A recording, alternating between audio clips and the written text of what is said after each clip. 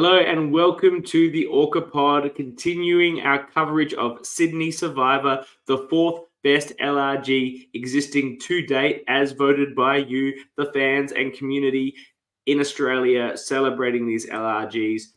We're in the fourth best. We'll be covering the top three at some point in the distant future. I don't know when, because very soon, very shortly, we will start our coverage of the next season of Canberra Survivor 3, Canberra versus the world.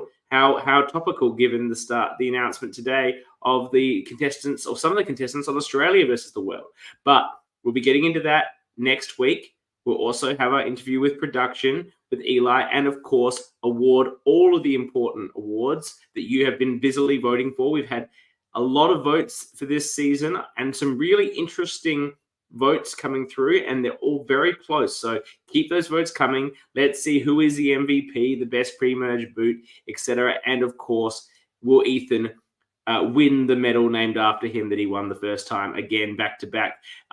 Whether he wins it or not, it's a funny story, so I'm looking forward to covering that.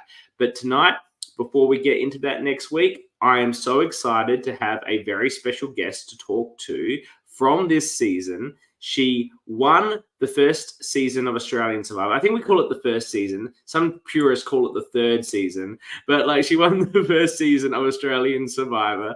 And then, for some reason, years later, decided I'm going to play a completely unknown LRG and have that experience again. Looking forward to chatting with her about all of it. So without further ado, let me welcome the winner of the first season of Australian Survivor and star of Syndey Survivor, Kristie fucking Bennett. Welcome. Thank you for coming on the show. Hey, what an intro. And yes, we do call it season 1. Were you outraged that there were even questions about the Celebrity Survivor during the quiz on Syndey Survivor?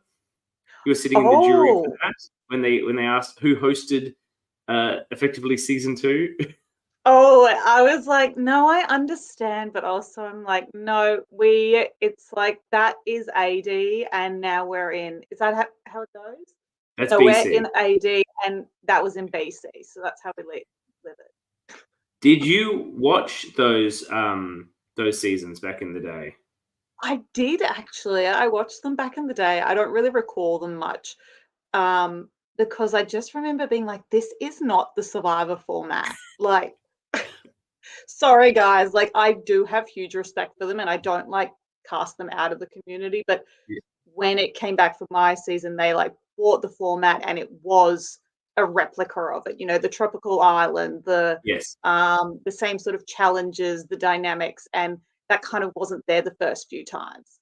Well, that first season was in Barron, South Australia, and it was borderline unwatchable. I think it got taken off the air before it finished airing. So, but I think I did watch it in the real time for a while. And then the celebrity one was on a tropical island, but it was, of course, celebrities. You know, it was a stretch of the term. There was. I remember the Home and Away woman one, I think, and there was the dickhead senator from One Nation on there. But you've got a good memory. this is what we had in Australia for Survivor, as you know, until they cast it again. On you come, and I've said it before on this program. I'll gush the praise upon you again. You saved the franchise. I don't believe we are at season 8 or 9 or whatever we are. If you hadn't have gone on and actually played one of the most incredible games, and then gave the most incredible final tribal council, which then just rocketed the way people played it from then on. Season 2 was 10 years of Survivor evolution on the US one, because they all looked at what you did and they're like, that's how I want to play it. I don't want to play boring, stick to numbers, what have you. And that made the show more appealing, and then it gets better ratings, and then the show has continued on after success with a couple of lulls here, but it's survived long enough that it can handle a bad season, and that's all because of you and your final tribal council. Oh, that is the biggest honor, because every player gets out there and wants to make their mark, and I didn't get to play the game that I wanted to play, but I played to win, because that's all I cared about. And to have such an amazing impact on it, not only with that last challenge and that final tribal council, but I had been rehearsing since I was a little kid. It is an absolute freaking honor, like every time I hear it. I do remember, I've only ever watched your season once, and that was in the real time, but I do remember, like, I wasn't like, I didn't really have an opinion on you. Or sort of like this sort of quirky girl in the edit that wasn't shown to being strategic. So I'm like, oh, I guess she's sort of quirky. And then I remember in the real time tuning in for the finale and going, Lee's just going to win this. It's going to be so boring. Like, I'm telling my wife that, who like is not a Survivor fan, but probably knows more than any other Survivor fan. Like, probably knows more than any non-Survivor fan ever, just because she has to listen to me and be around it. You all the time. yeah. So she knows all these survivors that people wouldn't even know. But so she was watching it. I said, "Oh, this, Lee's gonna win. It's gonna be so boring." When you won that challenge, I was blown away. Like, I'm like, that was pretty badass. Like really, it was. And then the final trouble council. And I just remember the bit that would have sold me if I was there was when you said you hadn't been like you hadn't been trying to win the challenges, but you did somewhat wanted to test yourself in endurance against Lee and Elle. So sometimes on those ones, you would give yourself a bit, like, try harder, and then you'd make sure you'd always go out like third, because no one really remembers or third to last, no one remembers who gets the bronze. So you knew you could beat them in endurance, and you weren't afraid of it. And then obviously you backed it up by actually winning the challenge. And that level of strategy, the sort of foxing the challenge to work out what you could win on, was, to me, like, on everything else, you had a lot of other things going on, but that was like, for me, like she was just playing every aspect of this game perfectly. So that's when I was like, this woman's amazing, and I really hope you win. And you could tell you were sort of going to win because Lee sat there with this sort of like shocked look, or Lee with this shocked look, and just like, what's happening? Oh my gosh! Like the day of, he was like, "Oh, they're going to have some really hard questions for us," and he's like, "So what do you reckon they're going to ask?" And I just was like, what? Like, I was like, I don't know. I have no idea. And he's like, have you thought about what you're going to say? I was like, not really. I'm like, I had been thinking about it at every single vote. After every trouble council, I was like, I'm going to say that at the end. I'm going to say this at the end. I was taking note of who came what in what challenges, where I was in comparison to where they were. And it's all things that people can't visually see and detect that you're taking notice of. And the Survivor community that I'm in now, they are very good at doing this. And I had no idea that they were so good at doing it. But when you're out there, it's a lot harder because you're managing everything else. But that's what I love about Survivor. I love those, I love a big move, but it's in the detail in which you play your game. It's how you ask questions. It's where you come place. Like, if in the first challenge at Merge, I was in the top 4 of the challenge, and everybody else had dropped out because they were doing alliance and stuff. And I was like, oh my God, I have to find a reason to drop out of this, because if I'm up there with everyone else who's at the bottom, they're going to come straight for me. So I actually tended to change arms. And even production afterwards was like, what the hell, Kristie? Yeah. But I wouldn't tell production because, they're a little loose lipped sometimes. Yeah, you will. Well, production are always trying to get the best, story. So I would imagine if they know that what they're doing, then they might ask probing questions to the other contestants. It's like, what do you think Kristie's doing? Like, what do you think her game is? Like, these sorts of questions that they're probably not bothering asking them, so no one's thinking about you. Because if you're savvy and production are asking those sorts of questions, there's something going on that you're not really thinking about properly, I would suggest. Oh, definitely. There's a whole nother game. Production's a part of the game just as much as all the players. And if you're not thinking about what they're asking you, then you're missing out on a lot of information. So you had this incredible. Hello there. What are you doing? Come say hello and we'll say goodbye. Say hi. Can they hear me? Hi. How are you? Good. That's good. This is Kristie. She won Survivor once, like a real Survivor. Pretty amazing. I'll show you her season one day. Okay. All right. Great. Off to bed. But my iPad won't flash. Yeah, we can plug it in. I am live. Come on. Then All right. So That's a really good excuse. It died. I think it did. It was on 10%. Okay, so what a legendary story. We've covered that, and sadly, we've never seen you again on the real Survivor. Was it that itch that you just didn't get another chance to scratch that made you go, I'm going to sign up for one of these? Well, tell me first, where had you even heard that these things existed?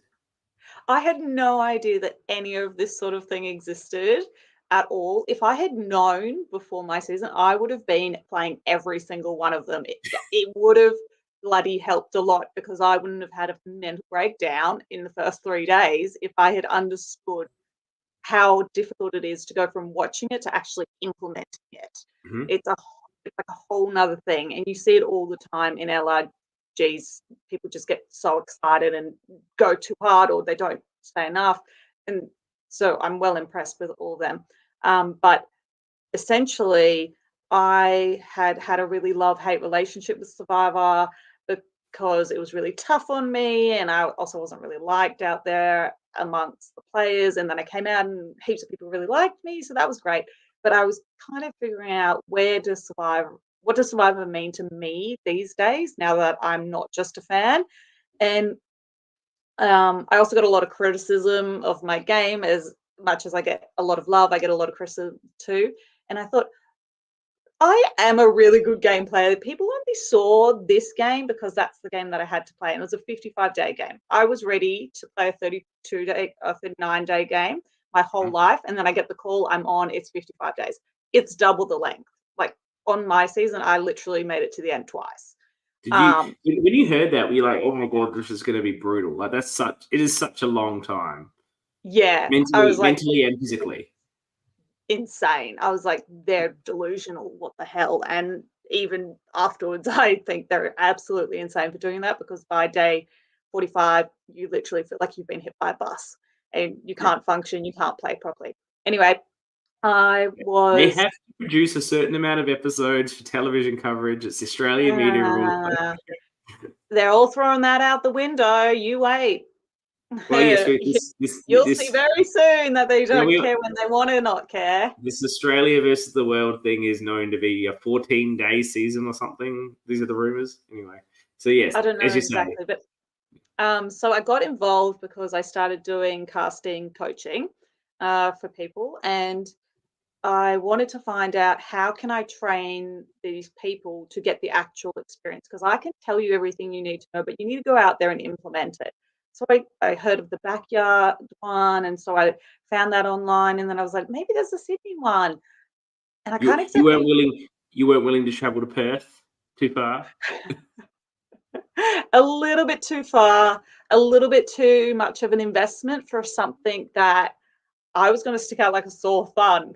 Yeah. Like everyone was going to be like, holy shit, she's paid all this money to come here. Like, and I actually wasn't looking for myself. I was looking for others so they could have their turn at playing. Because also some of my men, the people who approach me, they're probably not going to get on, but I want to help them still get that experience. Yeah.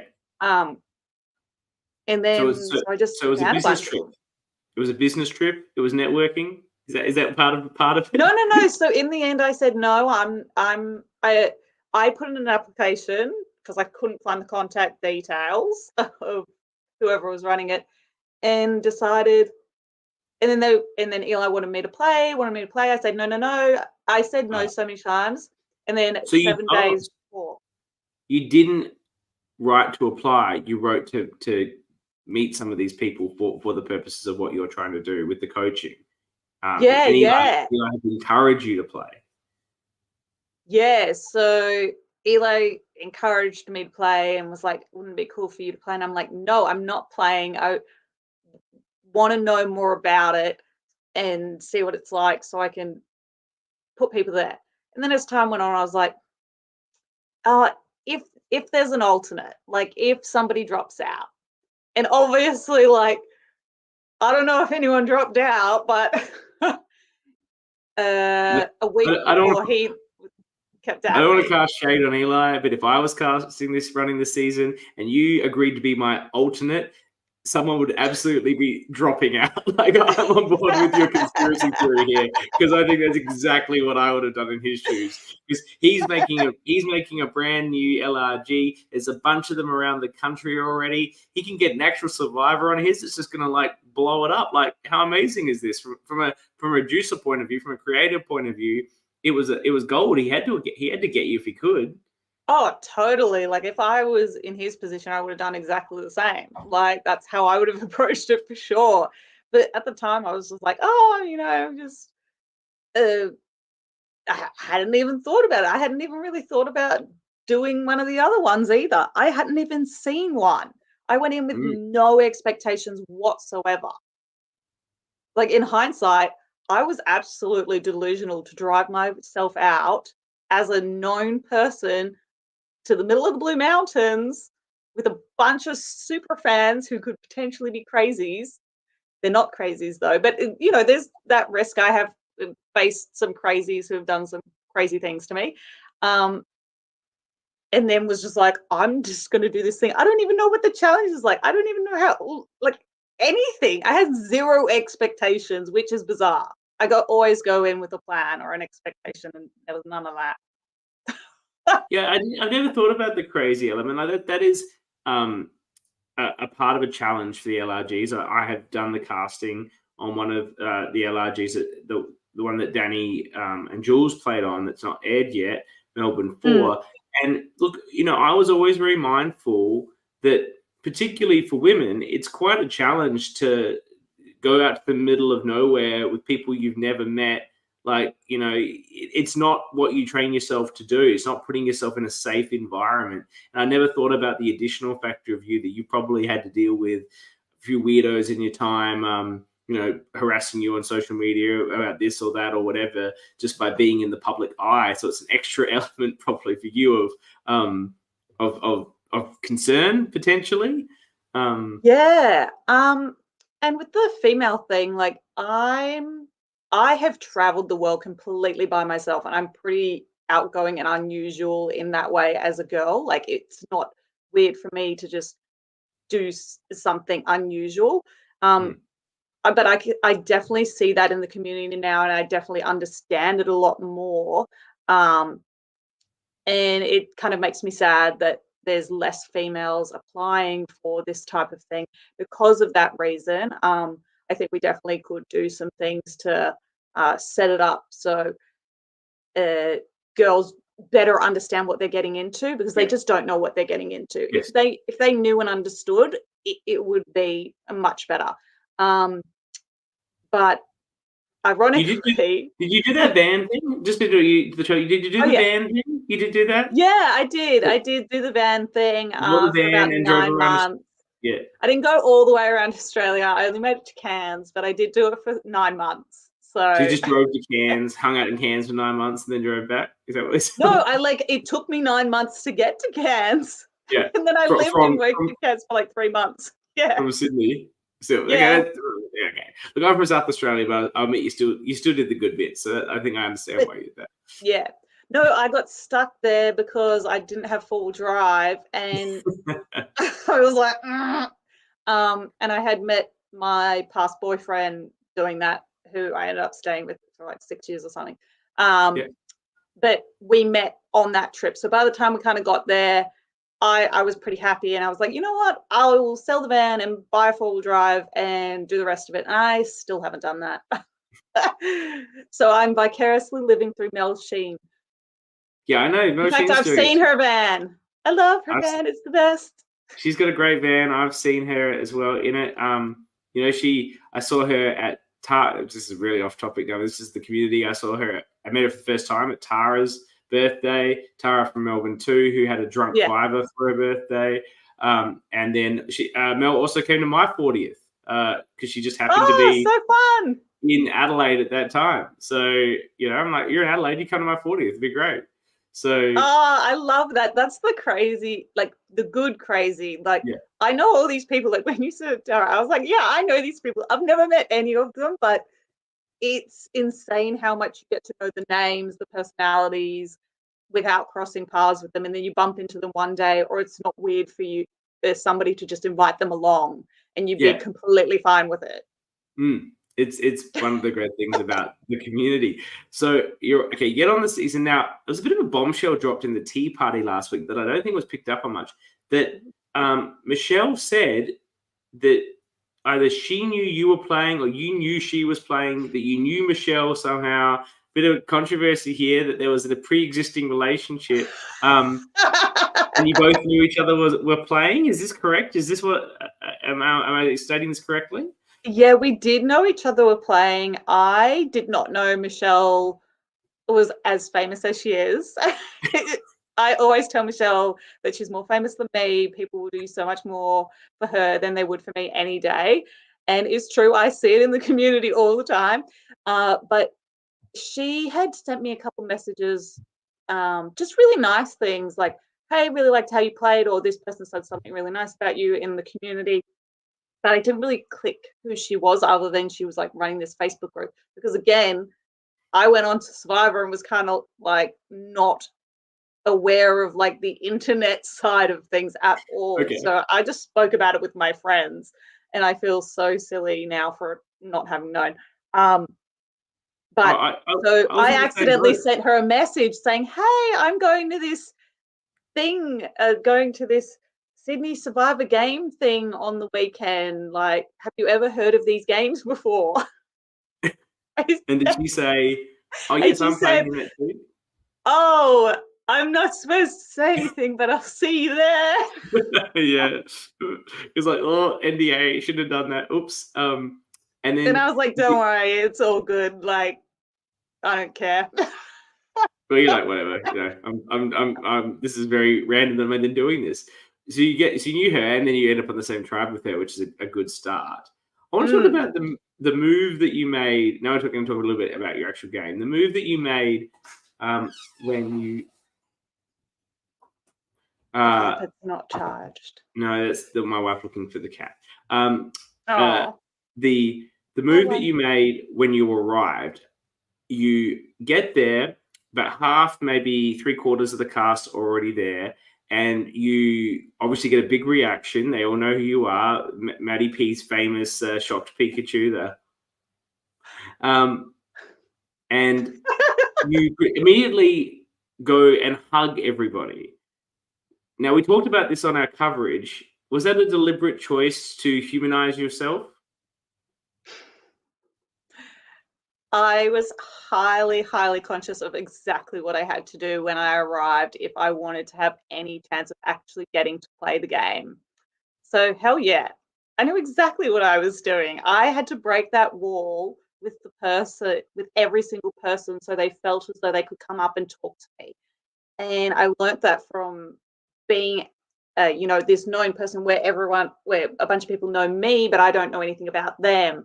And so breaking that wall so they felt like they could approach me was the first thing that I had to do. And it was very effective. You saw it immediately break down the barriers with the people. And we joked about it because we're like, it really worked for you, but don't do it. Oh, yeah. If you're just anyone else. Don't look at them, just hug everybody. It's weird, but it worked for you because it's like you're known, and it did, I think, really humanize you right away. Now I called, I famously called Sam would win, but I also famously called that you would make you did a great job far in the game, and you would have gone further if not for the silly twist, I believe. But agreed. I was like, there's no way they're voting Kristie out. Like, if I was there, I wouldn't vote her out. I want to hear her stories. I want to hear about what it was like to be on Survivor. Like, worst case, I just get to meet her today and I get to hear all these cool stories. Best case, like happened to a bunch of these people, she becomes my bestie. So, like, there's no way I'm voting you out, right?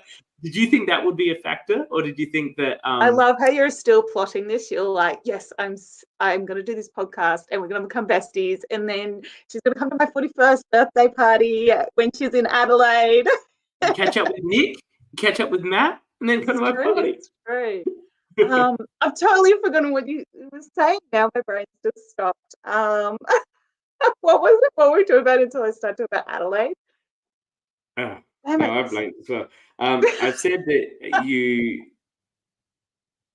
Being friends wanting to keep me because you want to hear Yeah, the that's what stories I and thought. stuff. Did you think that, Yeah. or did you think that people would go, no, she's had her turn, she can go? Like, that's the other thought process. Yeah, I thought that there would be a couple of people in there who were like, she's had her turn, she can go, or like, we won't vote her out first, but maybe second. Like, I didn't think people were gonna actively want to keep me around for as long as they intended. Like, almost everyone in my lives is like, yeah, you were fifth, sixth, whatever, and we're gonna vote you out at six. I was like, you're gonna vote me out at six? I would have thought you were gonna vote me out right before merge. Like, so they were still keeping me around longer than I thought, but I knew that my game would be able to bring me further. Than I needed to be. But the reactions were bizarre. Like, each turn, like Joseph saying he wants to take me to the end, and I'm like, this guy's full of it. Like, he's totally lying. But he stands by that, like, for sure. Yeah. And then you have the opposite reaction of some people just being like, she's got to go, like Leah. We were talking about Joseph last week on the Tea Party. Joseph said, absolutely. That's what Schneider is saying here. He would keep Kristie until the final and then try to earn the win against her. That is what Joseph says. And Joseph says that he would have run the, like, you know, she's already won. Why would you give it to her? Like, she's just a celebrity who's getting like a celebrity ride. Look, maybe I don't mind the arguments, to be honest, but you know, you're known for being an incredible final Tribal Council performer, so it seems like a silly bet. It was interesting because this, whatever celebrity status I had, went out the door like after the first vote. Like, nobody was thinking about that after that. Like, yes, it was like a little bit in their mind of like, yes, she's a real player. Like, but nobody was like, it was just, I became a part of their alliance. Like, and I'm in the alliance. Yes, I'm at the bottom because I have more known threat levels about me and exposed game play as such for them to pull on.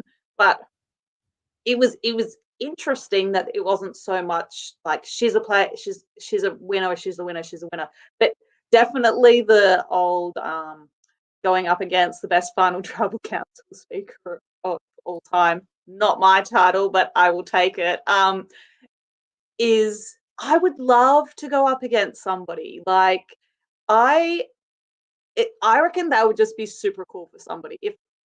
And the thing is, I don't think I'd be that good at the end of a short day game because you don't have as much time to think about it. On the show, I thought about it when I was going to sleep, like in between games and stuff.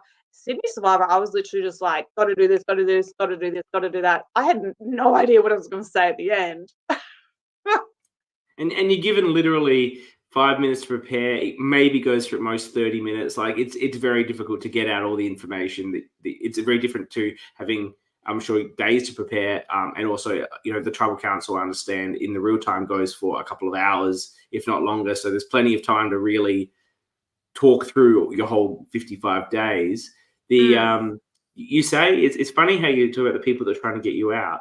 The person most focused on getting you out, your nemesis Shane, had no idea who you were. Like, how interesting is that? Yeah, it was a scam. Shane, all his advantages, just focus on getting. He once he heard I'd won, he had no qualms with me. And the weirdest part about it all is that afterwards he let me like sleep at his house and have a shower because I was living in my camper van. And we got along like a house on fire. And he was just like, it's just because everyone else wanted to work with you. And I'm like, that's not a good reason.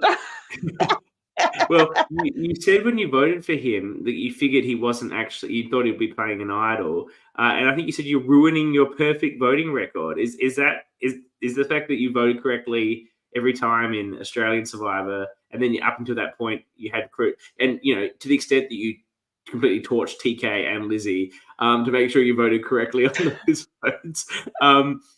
Was Shane the first time you ever voted incorrectly in a game of Survivor? That's what you said. I think so, but it was somewhat intentional. It was we said intentional, but it wasn't part of my rule book for the game. So your rule book is to always vote correctly. Is that what you mean? Yeah, like I tend to like to do that. Like I'm happy to stretch out of it, but it's got to be a good reason for it. The there was a comment that they want to know your best moment. I will ask that at the end of the show, but I want to talk about some of the. I can't see the comments, so okay. Oh my god, that's where the comments are. Sorry, I'm just stupid. No, it's okay. Mark wants to know your best moment. Mark wants to know your best moment from Syndey Survivor. Yeah. Yeah. Oh, best. Oh, well, like the most elated moment was when Ethan wins the ring toss thing. Yeah, the quoits. That was. I didn't feel that good on actual Survivor after winning a challenge because I was like, it's me. I'm done. They've found the idols. Like there is almost literally nothing I could do. I would have fought for it, but it was just like, yes! Because I just asked Luke to throw the challenge to me, and I realized we're at the sack race. And the decision maker has been left up to Shane, who wants me out. So he's not going to throw it. Like, in hindsight, my blue guys should have put somebody there to just kind of like go easy on it and save my ass and wrote out, Shane, Leo, Joseph. They had heaps of wiggle room. These questions were asked to Danny, to Michelle, to Sam, who we've all had on our coverage, and they all say it's just not in their DNA. Bullshit, just crap. Oh, yeah, shut up. To throw a challenge. That's what they say. It's in Danny's, but I know that they're strategic, and they're very strategic, and they failed in strategy there. I'm saying it. I love my blues, but you let me down. They did, but perhaps it provided some additional cover for you. It didn't matter because then you end up getting twist screwed. But an extra cover that they weren't aligned with you. Now, you did such an incredible job in episode 5. It was an absolute masterclass of manipulation for poor Maddie P, Ethan, Merlene, and Jazz. This is, of course, the double vote where everyone's coming together. There's basically the second person with the second most amount of votes going to go. You're working as a group. They're talking about who should you 5 as a group vote from the new blue. And they're saying they're throwing up, oh, what about Michelle or Danny? And you're like, oh, they're just a bit nothing. They're just a bit in the background. Like, they're not like really big players. Like, just, nothing women basically is what you're throwing out for them. And everyone's eating that up. And Luke's immune, so you can't do Luke. And then Sam is like the one you just say, oh, look, I don't want to vote for Sam. Like, he's the one you actually like put some weight behind. And then you're like, well, who else is there? It's like, what about Shane? And they're like, yeah, Shane. Shane, who's only ever voted with them. Like, he's only ever voted with them. He's on the original tribe. And everyone knows he's got an idol. And somehow you managed to convince them that this is the smart play. Like, it was a masterclass of manipulation. In the real time, did you realize could you believe what you were getting away with in this circumstance? No. I was like, what is happening here? Like, I did have to push really hard, though. There was like a lot of pushback, and I was like, and then they're all trying to satisfy me. And I'm like, well, you know what, guys? I've sacrificed 2 of mine already. I've proven that I'm loyal. You need to give me something so that, like, when we come together, I stick with you. Like, you haven't put anything on the plate yet, and I am sacrificing left, right, and center. It's your turn to sacrifice somebody. And look at this. Easy sacrifice. Sorry, Shane's here, but no one cares about Shane. And everyone wants to try and work with Joseph. Everyone wants to try and work with Leah. I'm working with the other ones. And everyone else was just like, sweet. Shane, like, kept us all in a safe, happy position without pissing each other off. It's hilarious because you sacrificed Lizzie and TK, who you like. Lizzie, you were not aligned with. TK, marginally, like on the peripherals of an alliance. So you really you voted for them, I guess. But like, they didn't need your vote, like, to vote those people out. How did you? No, I know they didn't need it, yes. But I had already specified to them, I want to work with you, and I'm going to work with you to demonstrate that.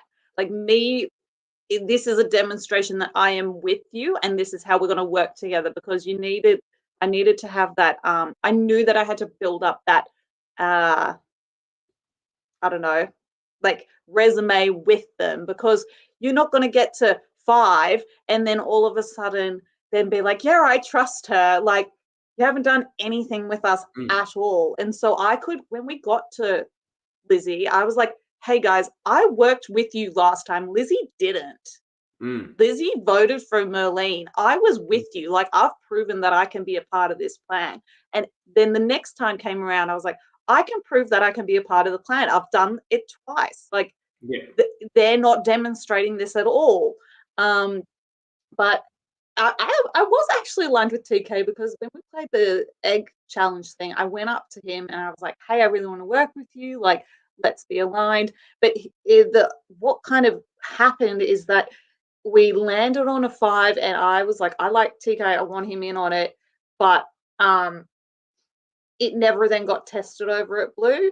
But sadly, I was like, yes, I'm on tribe with TK. I'm happy with TK. Lizzie was probably going to be the next person anyway, but I can still work with Lizzie because I'd already told her about the JT vote, but she'd chosen to do otherwise. And she really trusted me because of that. But literally, we were maybe 2 steps away from wherever we were when we changed tribes. And TK, right behind me to Ethan, goes, I'm ready to throw them all under the bus. I'm with you guys. And I'm going, hasn't even been 20 seconds, mate.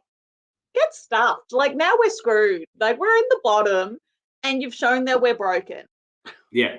Like, you could have worked some magic if he'd shown you type. Possibly. Exactly. If he had shown that we were a solid 3, his strategy could have had more legwork. We kind of got unlucky in that they just said that they were a 4 and that he'd been so quick to make us look like we were nothing. And then we're happy to double down on that, though. Sorry, TK, I'm totally like slogging him. Like, he actually did a really great job after that with everything, but it was just, he'd already put the nail in. And you obviously saw it there and thought, okay, well, that's fine. He'll go, then Lizzie will go, and then I'll be in this position. I'll have worked it up. They can rely on me. I have voted with them. And then it'll be, if we go again, it's going to be the 2 pairs with me in the middle. I will be the queen maker or the king maker. Now, you might not want to play this what if game, because there's not a lot of value in like what if games when you didn't actually, like, if you made this move, it might have hurt people's feelings. So you never had to make it. So why am I going to like say what I would have done? Because you were ultimately in that position. The double vote changed the nature of what was going to happen. But if it had been a normal vote, it would have been you in the middle with Melina and Jazz on one side who thought that they had you. And on the other side would have been Ethan and Maddie P who thought that they had you. Now, the confessionals that we see very much say that you're not trusting the boys. Now, that's what we see in the edit. That's what your confessionals were at the time. If you go into a vote, are you sticking with the boys or are you sticking with the women? It's a funny one, because when I watched it back, I was like, whoa, what was I saying? What was I doing? Like, so my kind of thoughts now might be a little bit skewed from what I actually said there. Not because I've changed my mind, just because my memory's lapsed. I really wanted to work with Merlene, like, and I really wanted to work with Matt. Like, they were like my goes, and I was like, they're kind of on the opposite thing. Like, this isn't really working. Like, what the hell? And so I'm not sure of which way I actually would have gone, because it really depended on who convinced me more and made me feel better about it, and like it was actually going to go ahead, and that we had a plan forward past that, because I wasn't selling for just like one move. I wanted the 3 play down the line distance. Ultimately, the dream would have been Merlene, that she gets what she wants. Jazz, Merlene, and I vote for Ethan. Ethan goes. I don't know. I'm not thinking about advantages or anything. Ethan goes. And then in my dreams, it's then Jazz goes. Yeah, okay. Yeah. So you would try to break the pairs and engineer your own grouping because you felt close with it. I love it. I love the boldness. It's like, yeah, it's not just this move and that move. It's these are the people I feel good about, and that's who I wanted. And I'd rather they lose their pairs anyway because then they're just with me because they don't have their bestie anymore. That's a very diplomatic answer because I know that Pop's behind you. I know that Maddie P paid big dollars to have Todd, winner of Survivor Shout out, China. Maddie P. Look how cute I am. Oh, Like wait. a custom Kristie Pop. There we go. Yeah. Check it out. It's so cool. It's so good. Sorry, you can't really see. We can see it. So it's very hard for you to say that you would have turned on them. So I drag on Ethan all the time. He knows I absolutely love him, but he drove me up the freaking wall in that game, and I'm just like, bro, we can't just win another challenge because you're gonna be fine and I'm gonna go. And so he knows, like, it's totally fine. Now we get to the merge. You made the merge. You must have been like, "What the fuck? I've made the merge. This is amazing." And then Eli reveals, and I've said this on the program. I'm a fan of this twist. I was a fan of South Africa. I get why they did it here. Were you? I think you were reacting in the real time. I think you were familiar with the twist.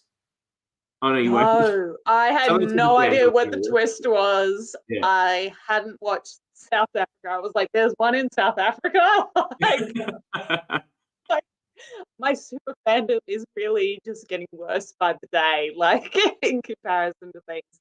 And then I was like, "So what does this really mean?" And so I didn't understand if we had to vote for each other. And in that moment, I was like, "So this is what it's like for a person who's never watched Survivor to try and play." Like you just don't know what the expected format is. Like there's no pre-authorized approach to it. And did you feel once you were paired up with Danny, and I guess you paired up with Danny? I thought this was bloody great. You think it's good? Yeah, I thought it was fantastic. And Danny was devastated. Yeah. And I'm sitting there going, this is perfect because my 5 blues are not going to sacrifice 2 of us when they can sacrifice 1. Because there's no way I would be sacrificing 2 of my alliance when I could sacrifice 1. So I thought, this is just ideal. Maddie P and Ethan are together. So like that's not super ideal, but if they both stay, great. If they both go, that's just how it is. It just, for me, I thought every pairing was perfect. It was perfect from a viewing point of view. As a viewer, it was unbelievable that all these people got paired with their besties. It was absolutely a similar thing actually happened in South Africa, where most of the pairs were people that were connected or aligned. God, it would have been. I don't know how you would have managed it if you weren't aligned with that person because you're kind of like trying to save yourself, but then you know that other people are trying. It's like hard enough to save yourself, let alone like you and another person. Yeah. Ugh, the baggage. At least your experience wasn't as bad as the South African one. There was I don't know if you've now been told the South African. I'm happy with spoilers. I love spoilers. Well, they not only was it everything that you went through, but there was also a reward challenge, and the winner of the reward went with their partner, but they also chose someone who then also went with that partner. So it was the 4 of them that went, and that left 6 behind at the camp, and it was like immunity and reward. So they won immunity, they've got the reward, and they take their besties on this reward, which was basically to go to this water slide park, and this woman there is having the worst time at a water slide park you've ever seen anybody having because she knows she's fucked. She's like, you shouldn't have taken me. Like, why have you taken me? You needed to take one of them so I could be there trying to work up an outcome there. They're all going to vote for me. Like, I'm done. And the guy's like, oh, man, I thought we'd have a nice time at the water slide park. Oh, no, the worst. And that's... okay, so Australian Survivor, there was a thing kind of like that, but you were at the bottom. So the 4 who came last went away somewhere else, like Exile Island or something. We didn't know that at the time. And I just thought, I cannot be in that 4 back there because I'm just too easy for them to just shoot and be like, she's out. And but I would have been so mad if that happened to me. Like, so mad. Well, how mad were you when, okay, great, Luke and Sam, they're immune. That's part of the game. Now there's only 4 of us.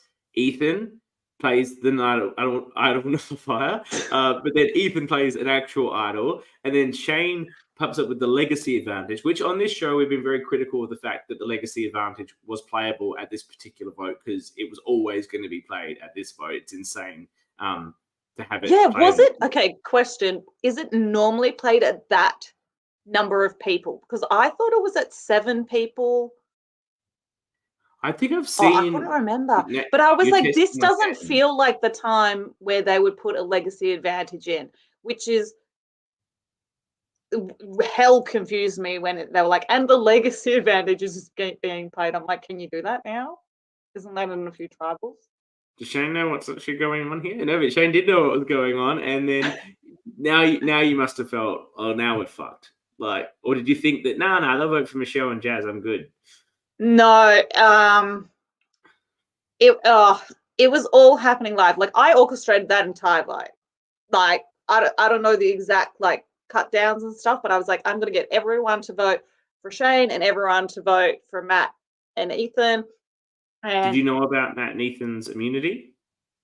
I knew that it was a high likelihood. I didn't know about Matt's, but I knew about Ethan's. And so we're sitting there at Tribal and I'm calculating it. And Ethan's like, I don't know if I should play it. Should I play it? Should I not play it? And I'm like, dude, you just need to tell me what you're going to do. Like, and then Daddy turns to me and goes, shut up, Kristie. Stop talking to them. Literally, as I was about to be like, oh my God, we have to change our vote to Jazz. Because I'd figured out that no matter what, there's going to be an idol there and my rebound backup is going to go there. And I know that I'm going to be that other vote. Oh no, I don't know what I thought. There was just too much going on. And I was like, shit, there's a rebound. We have to vote for Jazz. But Danny had just told me to shut up. And for some reason I listened to her. Is that a usual thing you do? Listen when someone tells you to shut up? Is that your usual No, no, it's not. It's definitely not. It was me trying to appease my previous alliance to show that I was still with them, but it was dumb. It was just, if there was a little bit more time at that tribal, it would have come out. But because you know those tribals when you're in a LRG, there's no like buffer room. Like they're not giving you a minute, and the host isn't like having a minute to think. You're not sitting there waiting, and so it's all said and done within under 5 minutes. On the show, there's a bit of like, oh, I'm sitting around, this person's answering, and they're answering for a really long time. And yes, it is high intensity, but not like, okay, what's your question? What's your question? There's your answer. Yeah. And then you were obviously, you were in a bit of a bad situation there as well because you were sort of aligned with everyone at that point, other than Shane and Joseph, who you're trying to get rid of. You were aligned with everyone, and I think they all sort of realized that as well, and they're like, well, who's Kristie really working with here? But they all needed me. Yeah, well, you were the amazing shield for them all. Yeah, that was the thing. I looked at them all and I was like, I'm working with all of them except for them, except for Shane. Like, if I can get Shane, then sweet. And so it was like, okay, the rebound's going to be this. I'm going to sacrifice there. And ultimately, I just had a little blind spot where I knew better and should have voted out the person who came in straight away. And I didn't want to lose Michelle, and I didn't want to put Michelle's name out there for no reason, even though it would have been for Jazz. Was that because of the pre-game connection with Michelle, do you think, a little bit? No, it was just she was in the 5, and I was like, I don't want to stuff up the 5. And I was happy to stuff up the 5 for 1. R.I.P. Michelle. Well, But it I would was have you been or going her for in the Jazz. end. It would have been Jazz. It was an unlucky bet. That's exactly where you should have gone, but it was it was a confluence of events that you could never predict.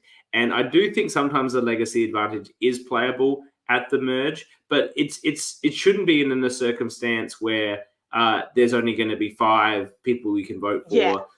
Like one of them's going to one group will definitely be immune. So obviously, there's no point in having the legacy advantage being able to be played at Final 7 because anyone who holds it is going to play it at that tribal council. Yeah. Even if you were immune, you'd probably play it and play it on someone else and actually save another pair. Yeah, exactly. You'd increase the odds Yeah. of it. Yeah. Because at the end of the day, it is pretty crazy. It's really there's only 5 people. And then, yeah. In hindsight, we've thought about it so much and how to break it down. And should an idol be for just the person who you played on behalf of, or I'm pretty sure Danny's explained it a lot. If Matt plays an idol for himself, but all the votes go on Ethan, then they go home anyway because that's not where the votes were.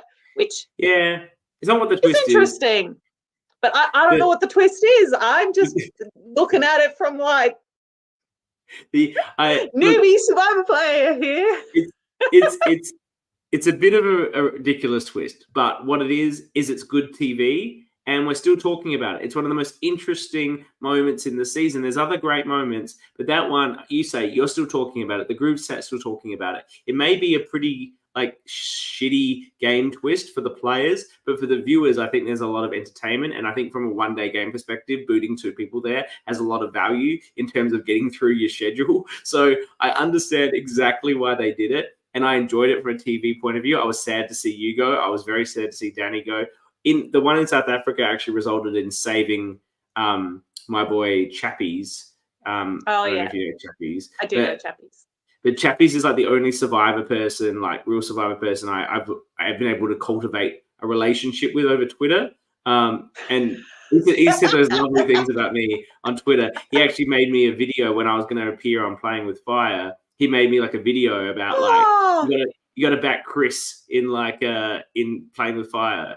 I'll show it to you later. It's that's sick. I so want to see that. I love that. That makes me so happy. So he survived because of actually that twist. He will probably goes at that vote without that twist. So well, that's the thing.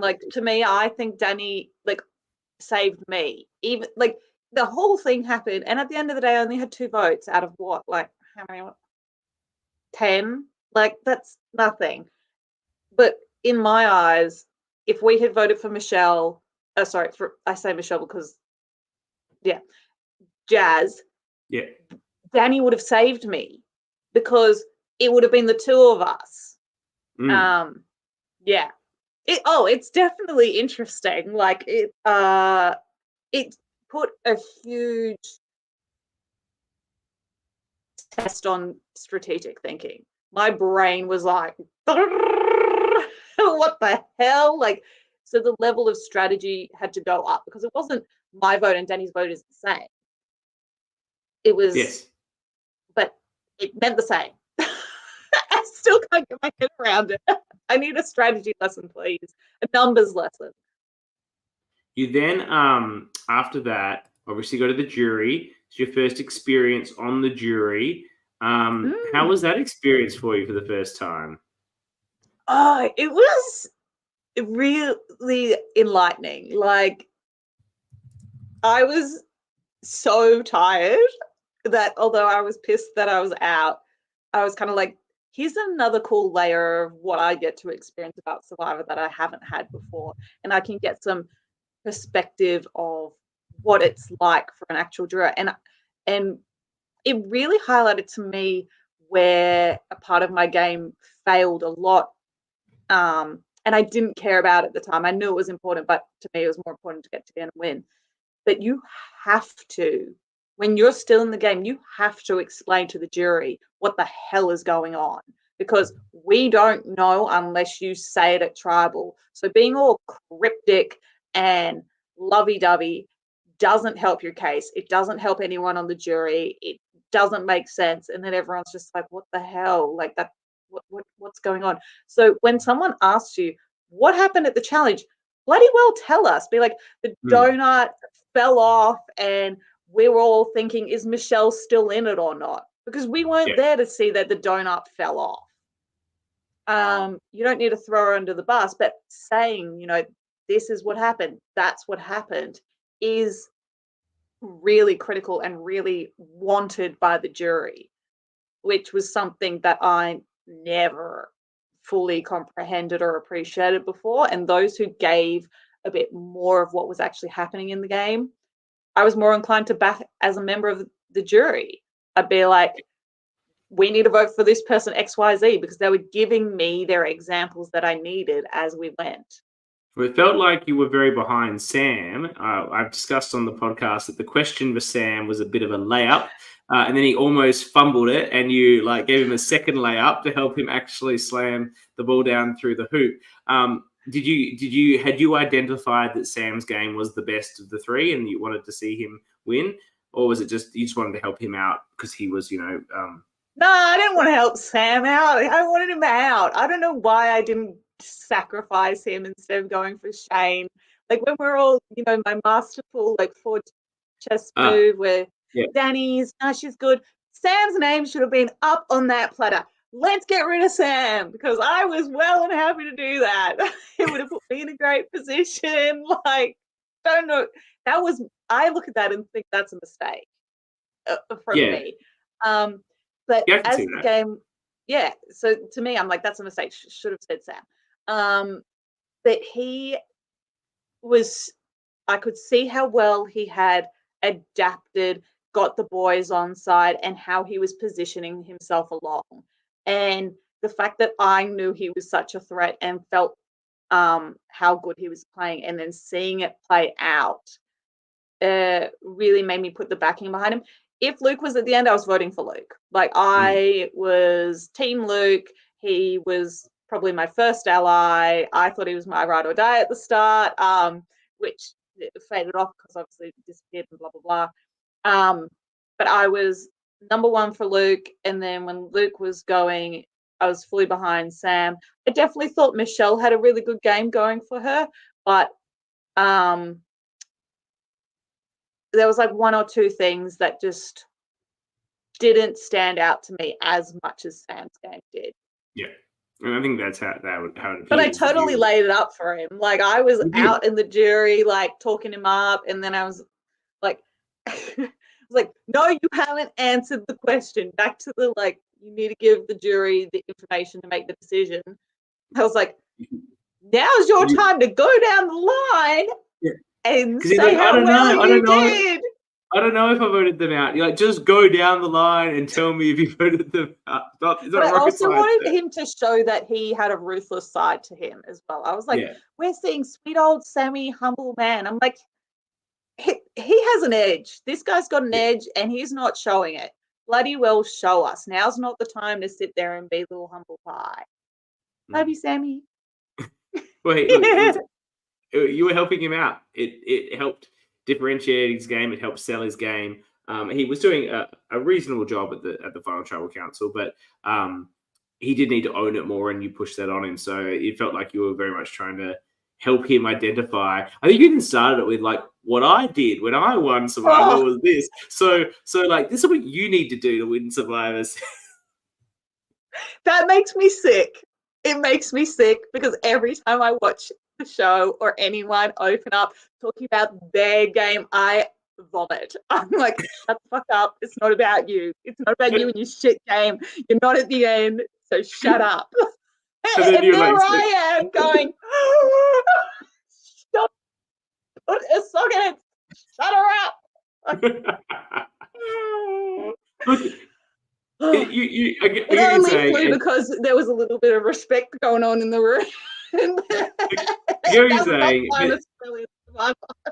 it's your experience, like that. Like, that's part of your experience in this game, that you were Kristie from Australian Survivor. So it's not so off-putting that you make that statement. I don't feel, because that's part of what the story of you in this game was. And I like the jury questions to be connected to that juror's story that we've seen play out. That makes for me, that gives me a conclusion to their story that I can enjoy as a viewer. So I don't mind that you use that, but I get what you're saying. Like I feel that if you and because I strongly feel that if you were a bit of a self-serving person as a player, then your question should be self-serving. I don't want the self-serving person to have some fucking altruistic like. That's true. I want they were a dickhead in the show, and now I want a dickhead question. And I when I played, certainly that was my approach. I was going to ask a question that was all about me because that's who I knew I was going to be. We couldn't have one without that. Like if I go and watch your season and you're not just talking about yourself at every tribal council, I'm tuning off. Like you need to watch not what I signed up for. Yeah, there's a lot of me. So yeah, go and watch it. You see a lot of me talking about myself. But it's so true. There's nothing worse than the person stands up and then they're just like, I'm going to be all nice and fluffy. And it's like, no, if you're hard hitting, you're hard hitting. Own it. Like that's my biggest advice just in general at the end. I'm like, just own your freaking move. Like when you're on the jury, own your move and own your question and own your decision. Same when you're at the end of Final Tribal. Own your move. Own what you did. I don't care if you sat there and did nothing. Say why you sat there and did nothing. Because if you say it, then I can make sense of it. A little bit of tutoring there. Yeah, no, you look at Kristie is available for coaching. That's why she got into this, and that she's still there. If I don't know if she's got a black band like Adam from American Survivor, if your activities permitted or not, I'm not sure. No, Australian Survivor has no idea who and how far any of my people have gotten. Yeah, so it's on that situation. No. So but she's happy to provide that guidance, and obviously she might meet you and say, "Look, you're never going to get on the real thing, but there's a bunch of these LRGs that you might be interested in." And I got the hookup. I've got the hookup, so Now I know who the people are. I've been to a couple. I've seen what the go is. Like I'm slowly figuring out, where to point them. Well, so either way, she's available. Presumably in some way. But I guess what was the I think we're pretty much have exhausted. I know that it's getting late for you. Hey, Sam's here. I just saw that he was here. Here's Sam. It's okay. Take advantage. Ask the questions. I'm not too tired just yet. So and Shane was here as well. Lucky. Look, he saw you as a threat. Shane was here. You only saw me as a threat because everyone was telling you that. Shane was such an enigma in this game. It was hilarious to watch. Watching him, and I'm actually really impressed with Shane. After how I was saying the Tide Destinies, I didn't really know what the formula was. I have so much more respect for, and I always had huge respect for players who went out there and had no idea what was going on. But what he managed to pull out and make work and go with was well impressive for somebody who had never played. Absolutely, with no real knowledge of the game or the twists, or he just went out and did his own thing, and it was incredibly effective for a long time. And he scared so many people because they just didn't know what to make of him because he was just playing his own game. Totally, and that was the thing. You're like, all of a sudden, you're like, what do I do? This person's playing their completely own game, and it was not making any survivor logical games and moves, so you just couldn't preempt anything that he was doing, and he wouldn't talk to anyone, so everyone was like, it just forgot and didn't care. But good on him. If he made it to the end, he would have, if he could say what he did, I would have been open to voting for him. I think he would have struggled though, because I think, similarly perhaps to what you experienced with Lee, if you've never watched the Final Tribal Council and you get to one and you don't know what to expect, it can probably take you a while to, you could lose your footing quite quickly and go, hang on, what's going on here? People are saying that, not nasty, but slightly nasty things about me, or, TK got up and you lost my vote, and that sort of stuff could put you on the back foot if you're not expecting, some people to be bitter, some people to want to showboat, because that's part of it really. If you're not expecting that, it can be probably pretty off-putting. But then again, Shane might have just managed it in his just standard Shane way and taking his own approach, and you'd be like, wow, this guy's revolutionizing the game. He's like, even he you know didn't how to even do know a you had to speech. do a speech. Yeah, So you're like, yeah. Post cotton socks. do you what has it been like for you? You know, you played this a year ago, or you played it a few years ago. Got it. It came out last year. Obviously, they used your presence as a bit of a hype point, and it did get a lot of people in the LRG community. I don't know if it exposed more people. I imagine it did expose some people that weren't aware of LRGs by your presence Yeah, to the probably. community. Just generally, like we obviously, and you're a part of it, of course, because you're a player, you're here. You know, we're a huge fan. We love it. We were talking about you earlier, Mel. If you just arrived, hey Mel. Yay! We're talking about you. The community is such a fantastic community, and I think it's a really supportive one. What's been your experience, and how has it been to join this community of super fans, being someone that a lot of these super fans, of course, really respect? It has been so wild. I went out there, and when I agreed to play, I was like, I'm going to go out there, play, and I'm never going to talk to any of these people ever again, which is so not my personality. I go out, and I'm a friend-making person. I was like, no one's going to be my friend. Everyone's going to bugger off, and I'm literally just doing this for myself. And I was like, damn it, I'm stuck with all these best friends now. I actually really like these people. Oh, how annoying.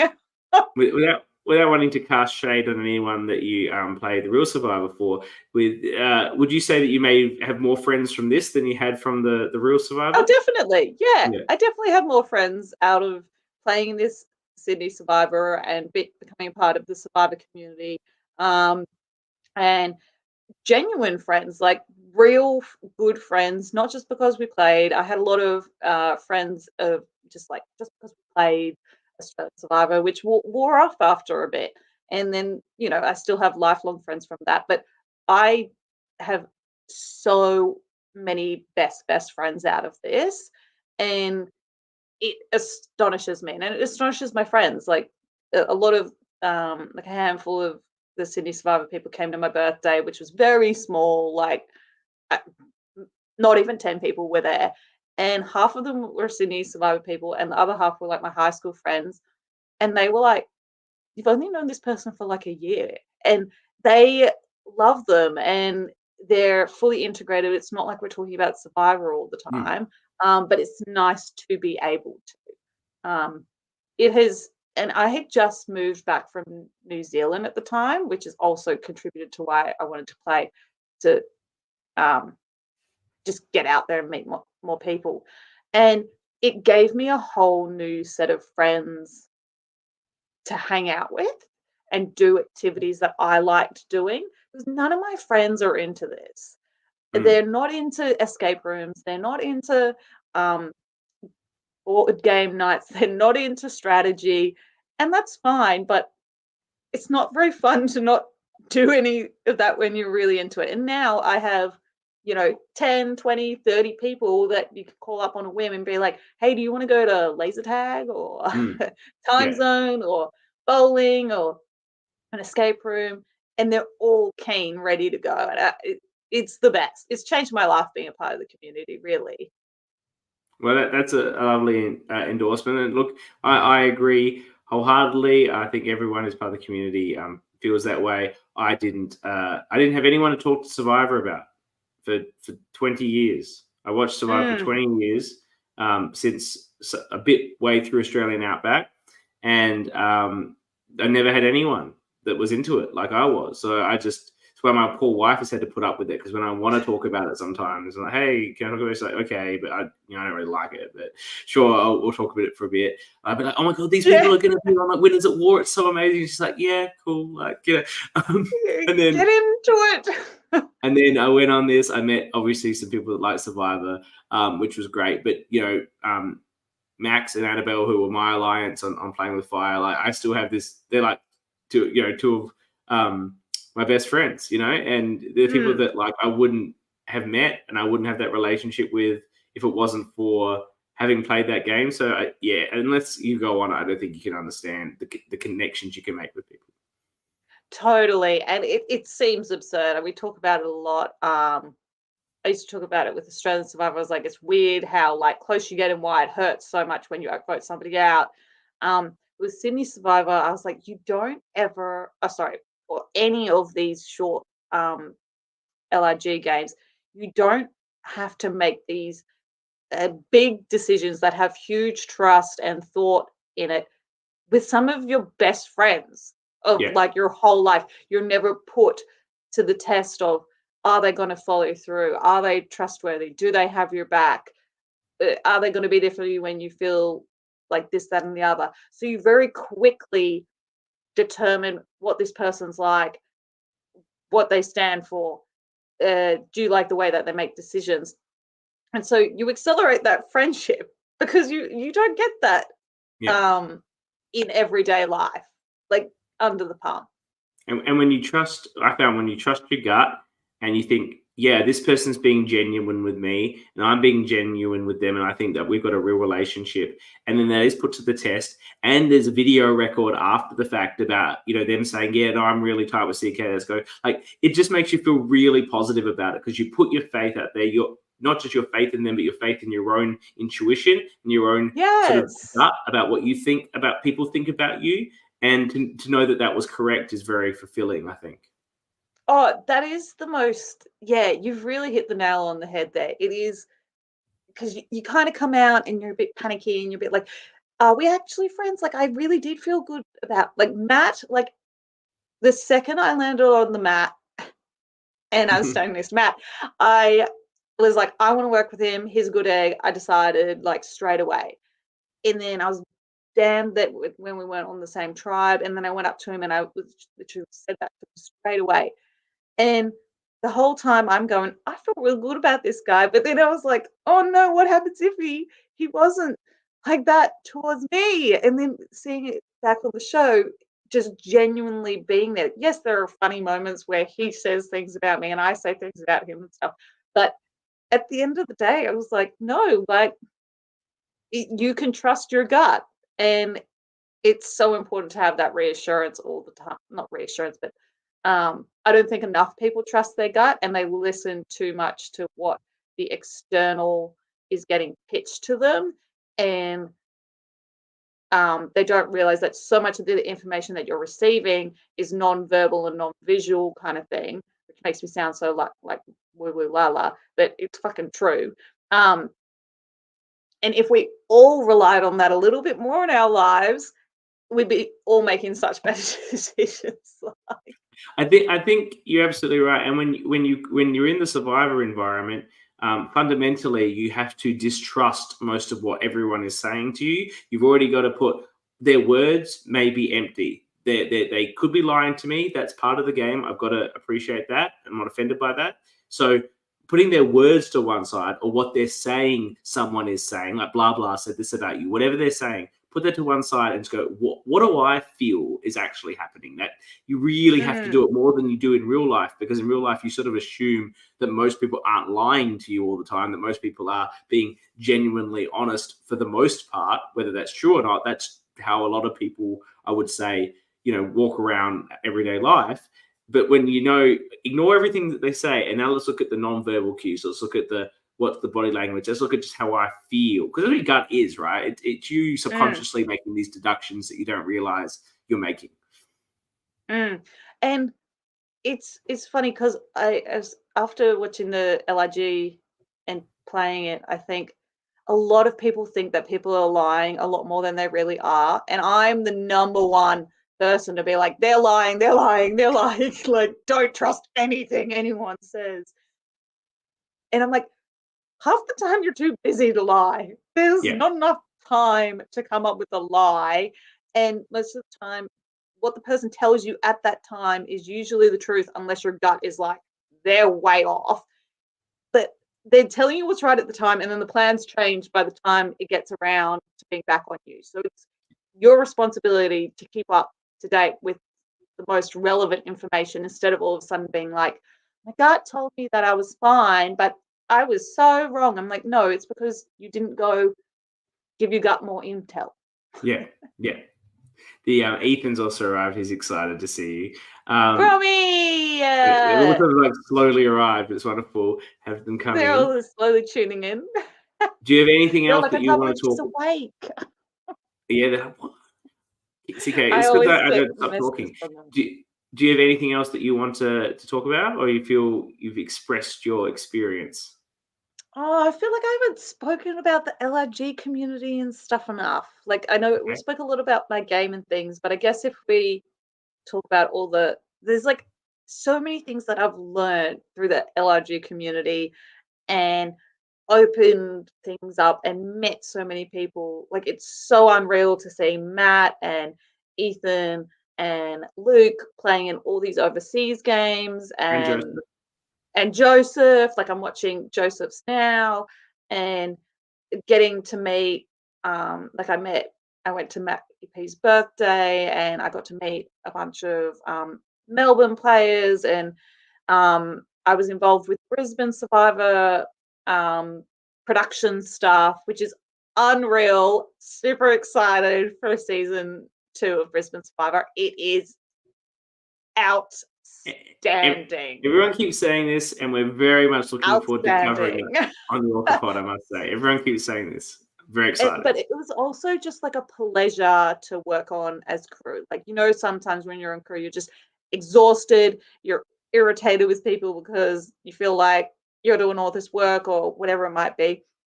There was honestly, from my perspective, none of that. Like, I could not feel my feet, and I had like my feet were bleeding because they were so wet and blistered, and I was happy to continue.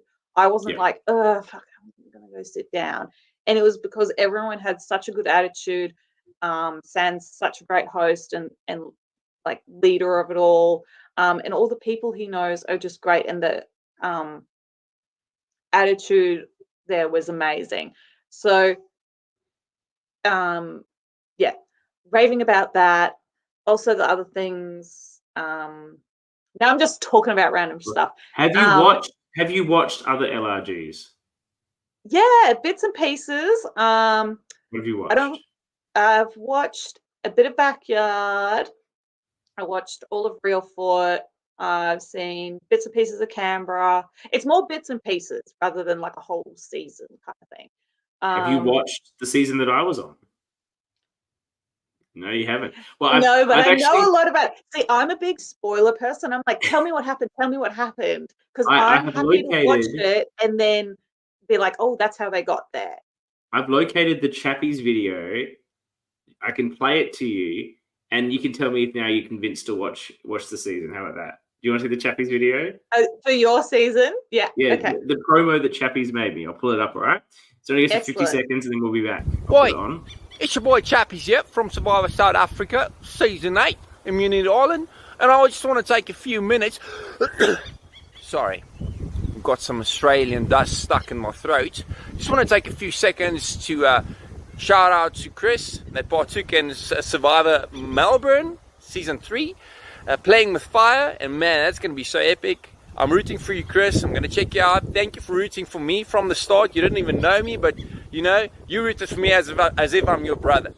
So I'm going to be checking you out. You go cause chaos. And if you're going to watch, whoever's going to watch Survivor Melbourne Season 3, you better be rooting for Chris. This guy's been playing with fire since the age of 3. And he's going to cause some havoc. I'm looking forward to see the magic that you bring to the table, Chris. Go make it happen, boy. Oh, that's so good. That's so cool. I love that. That's so custom too. It was custom. There's no cameo logo. It was legit, you know, just chatting with this guy. A legit endorsement. Legit endorsement. So I was very excited to achieve that. I don't think many people probably saw it when I posted it when I was cast because no one knew who I was back then. So I liked the opportunity here to throw it up again, and maybe that will convince you to go and watch Playing with Fire. Yeah, no, I after watching, I was heavily invested in Real Foot, obviously because of Matt and Ethan, and because it was live, I could wake up every morning and be like, oh, this is how it's going. So after watching that and now watching Joseph's one, I'm much more open and keen to watching more of the other ones as well, because now I kind of understand like what the format is and kind of thing. Like I kind of just like them short and snappy a little bit. But it's kind of like I've warmed up to that now, and because I know so many more people in the community now. Like for me, I kind of like to know one person. I pay attention to everyone and everything, but knowing where I kind of have some investment is good for me. Oh, but absolutely. Everyone, if But you I think know someone, everyone's like that, right? if you know, I hadn't watched all these seasons. I've watched them now for this recap. Some of them I hadn't watched, some of them I had, and I did a rewatch now. But you know, watching them now, knowing the people in the community, it's more enjoyable than, you know, because you know who that person is, you know what they're like in real life, and you're interested to see how they approach the game. Like, have you watched Mel's season, Canberra too? No, but I know all about it, and I know everything that happens. Too spoiled on it, but like, and to be fair, and that's I'm and being that's exposed. I'm so sorry, guys. It's weird because I know all the names and faces and backgrounds again, but I haven't visually seen it. It's okay. It's fine. Look, that's not everyone in the community has watched every season. That's part of why we did this countdown. It wasn't about wanting to who's the best and worst, whatever. It's completely subjective. You know, rankings are reductive, as people say. The point of it was to firstly shine some light on some of the seasons that a lot of people have never watched.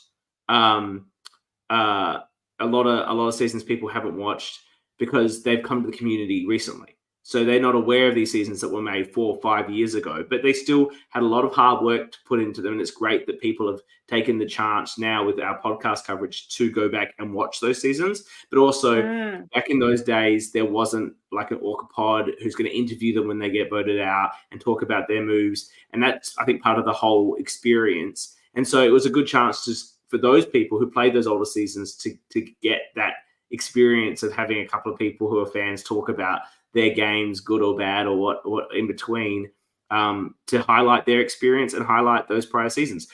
We're going to have a big break now, probably, because I think we're going to have Canberra come out, and then probably Backyard, and then, you know, some of these other seasons that are in the can might drop as well. So at some point, we'll come back to the countdown, and the top three are not like, I haven't told anyone outside the podcast who 1, 2, and 3 are, but the 3 seasons are Backyard 4, which was an incredible piece of production, Canberra 2, which Mel was on, and the season that I was on. So, you know, they're pretty recent. It's good, no big deal if we don't cover them for a long time, but I've really enjoyed just having this opportunity to highlight to the whole community. There's actually a lot of seasons here that a lot of people put a lot of work into, and they're in all of their own ways particularly wonderful. Oh, totally. And I just can't understand how much time people put into making this stuff. Like, I think players often forget, and crew who don't help with filming, including myself, like post-production stuff, just really can't fathom how much of a full-time second job it is to pull this together. And there needs to be more appreciation and acceptance of, like, yes, obviously it is not in 4K and perfect angles, like not everyone like people in production are in the pictures. Like, I don't really care as long as you're capturing the moment and I can hear it, like, and telling the story. That's the best part for me.